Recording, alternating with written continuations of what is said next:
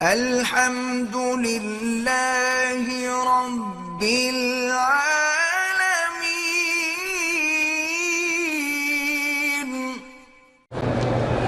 اذان کے وقت انگوٹھے چومنا بدعت ہے۔ انگوٹھے اپنے چومتے ہیں اور احسان محمد مصطفیٰ پہ کرتے ہیں۔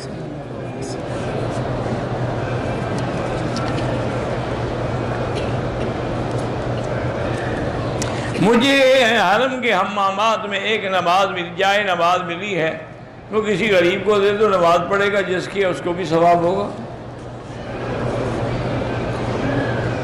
ہندوستان میں مسلمانوں کی حالت خراب ہے، اللہ ان کی مدد کرے، اللہ تعالیٰ ان کی حفاظت کرے، اللہ ان کے دین، ایمان، اسلام کی جان کی حفاظت فرمائے۔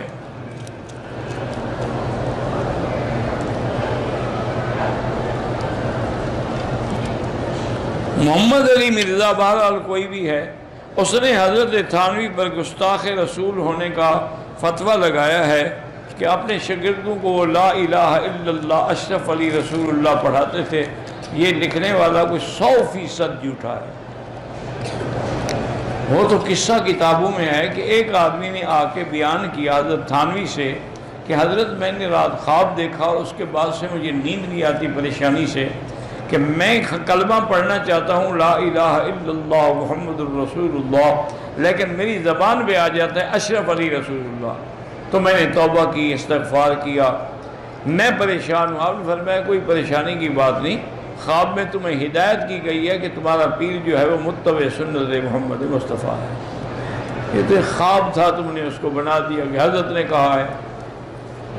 خواب کسی نے دیکھا؟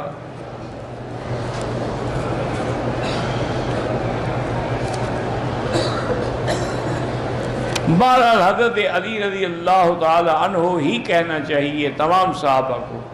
اگر کوئی علیہ السلام کہہ دے تو کوئی مسئلہ نہیں ہے، لیکن علیہ السلام انبیاء کے لیے ہوتا ہے، رضی اللہ عنہ صحابہ کے لیے ہوتا ہے، اور رحمت اللہ علیہ جو ہے وہ اولیاء اللہ کے لیے ہوتا ہے۔ بھئی اپنا وہ کچھ عورتیں بیچاری درس سننے کے لیے پریشان پھرتی رہتی ہیں۔ طارق آپ ایسا کریں کہ ایک چکر لگا لیں اپنا حلقے کے باہر، یہ دیکھیں کہ کون سی تھوڑی دور جگہ ہے لیکن آواز پہنچتی ہے، تو وہاں عورتوں کو بتائیں کہ وہاں بیٹھا کریں، ان کو سمجھا دیں۔ وہ بیچاری ادھر آ رہی ہیں، ادھر جا رہی ہیں، ادھر جا رہی ہیں، ادھر جا رہی ہیں، یہاں کھڑی ہوتی ہیں، ان کو کہتے ہیں ادھر جاؤ۔ میں نے عمرہ کیا تھا 2017 میں 3، پہلے میں تو میں نے اسرا پھروایا، پھر ٹک لگوائے۔ ٹک کس کو لگوائے؟ چمڑے کو۔ پھر جب اسرا پھروا دیا بال تو رہے نہیں، تو ٹک تم نے کس چیز کو لگایا؟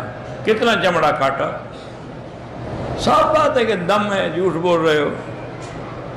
اسرائیلی روایات کو اگر تفسیروں میں لکھا جاتا ہے تو صرف معلومات کے لیے، لیکن وہاں علماء ساتھ لکھ بھی دیتے ہیں کہ روایہ اسرائیلی ہے یا موضوع ہے یا جھوٹی ہے۔ بہرحال زمزم میں پانی نہ ملا، اصول ہی ہے کہ نہ ملائیں۔ عورت کے پانی آنے سے غسل کرنا ہوگا، پانی کا پتہ نہیں کیا کون سا پانی، مزی ہے، مدی ہے، منی ہے، کیا ہے۔ میرے میاں باہر ہوتے ہیں، صبر کے لیے ایک تو اللہ کا ذکر کریں، دوسرا ٹھنڈی چیزیں استعمال کریں۔